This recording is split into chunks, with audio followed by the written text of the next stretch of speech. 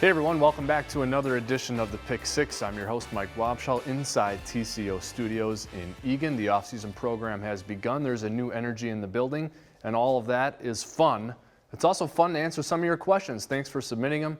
Now let's get to work. Question number one comes from Todd in Rice Lake, Wisconsin. Although everyone seems to be thinking O-line is the priority in the first round, can you see a surprise pick in wide receiver DK Metcalf? Well, you should never be surprised when it comes to the draft and the Vikings, because the man who runs our draft is GM Rick Spielman. He'll trade up, he'll trade down, he'll take a player you didn't expect. The bottom line is the Vikings are going to add a good player in the first round, especially if they stay at pick number 18. There aren't many positions I would cross off the list of possibilities, and that includes wide receiver.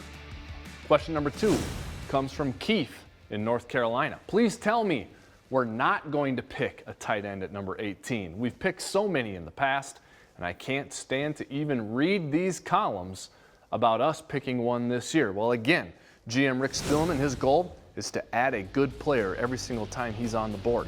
The Vikings are on the clock, and a tight end's the highest rated player. The Vikings are going to take a tight end. Remember, it wasn't that long ago the Vikings didn't need a tight end in 2011, but Kyle Rudolph was there in the second round, and they pounced on him. That could happen again this year. It's not an indictment on the tight ends the Vikings already have, which is a good group. It's all about taking a good player.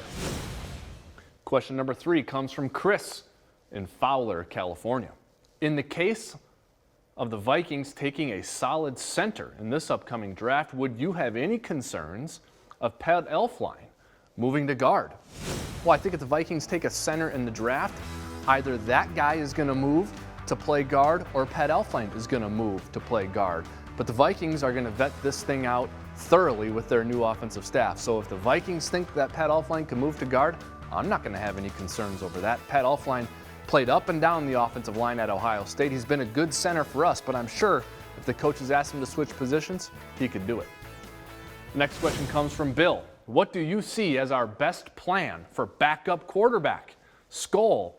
Well, earlier this week, the Vikings signed a quarterback, Sean Mannion. He's been a backup in the league for a few years, and I'm sure he would do a good job here in Minnesota. But don't forget, the Vikings do have Kyle Sloter, who has been a standout at times, both in practice and the preseason. It wouldn't surprise me if the Vikings added yet another quarterback, a fourth quarterback to the roster during the draft or during undrafted free agency. Remember, it's a 53-man roster during the regular season, so you only have 2 or 3, but during the offseason, it's good to have 3 or 4 quarterbacks so everyone can get some reps. The next question comes from Paul in Seattle, Washington. Not that I don't appreciate, respect, and love all of your mailbags, but great one with MJD, Skull Vikings.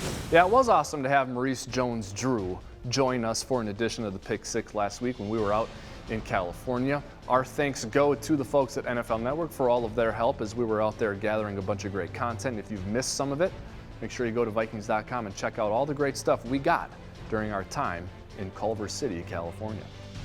The next question comes from Jeff in Sacramento. I've enjoyed the videos with the NFL Network crew. I'm embarrassed to tell you how many times I've watched the Scott Hansen miracle clip. Makes me happy. Yeah, it makes us happy too, and that's why we wanted to show it to you guys. If you missed that, make sure you go check it out. Scott Hansen reacting to the Minneapolis Miracle in the divisional round in 2007. Pretty good stuff. Our interview with Scott Hansen was fun too. That guy's got a lot of energy. He does a great job of hosting the Red Zone channel on the NFL Network and DirecTV. All right, that's going to do it for this edition of the Pick Six. Thanks as always for sending your questions in, and we want to see you in the next edition of the Pick Six.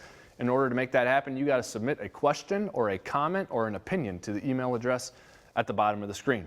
See you next week.